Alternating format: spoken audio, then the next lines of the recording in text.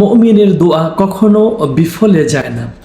জাবির রাদিয়াল্লাহু তাআলা আনহু থেকে বর্ণিত, আন জাবির রাদিয়াল্লাহু তাআলা আনহু قال قال رسول الله صلى الله عليه وسلم ما من أحد يدعو بدعاء إلا آتاه الله ما سأل أو كف عنه من السوء مثله ما لم يدع بإثم أو قطيعة رحم رواه الترمذي।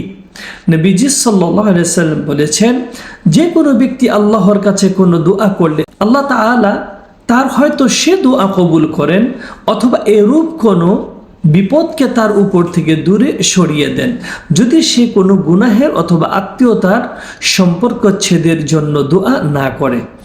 অর্থাৎ আপনি আল্লাহর কাছে কোনো একটি বিষয়ের জন্য দোয়া করলেন, আল্লাহ যদি আপনার ওই বিষয়টা পূরণ নাও করেন, হয়তো আপনার তকদিরে আল্লাহ সেটা রাখেননি, আল্লাহর কাছে একটা কিছু চাইলেন কিন্তু আল্লাহ সেটা আপনার তকদিরে রাখেন নাই, কিন্তু আপনার সে দোয়াটা বিফলে যাবে না। আল্লাহ আপনার আগত কোনো বিপদকে দূর করে দিবেন ওই দোয়ার কারণে।